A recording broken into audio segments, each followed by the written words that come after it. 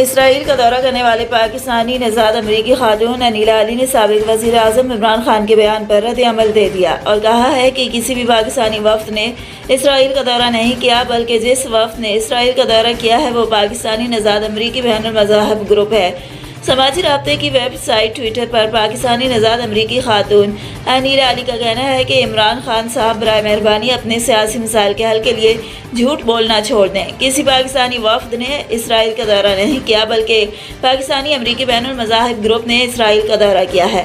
انیلا علی نے سوال اٹھایا کہ کیوں American Muslim and multi faith women empowerment council اور شراکا اسرائیل گئیں، اور ساتھ ہی جواب دیا کہ اسرائیل جانے کا مقصد کتاب اللہ کو ماننے والوں کے درمیان امن قائم کرنا ہے اور حضرت ابراہیم علیہ السلام کے لوگوں کے ساتھ رابطہ قائم کرنا ہے تاکہ اسلام کے مطابق امن کی کوشش کر سکے۔ انیلا علی نے عمران خان کو مینشن کرتے ہوئے لکھا کہ پاکستانی نژاد امریکن بین المذاہب ہم آہنگی خواتین کا گروپ تھا جس نے اسرائیل کا دورہ کیا۔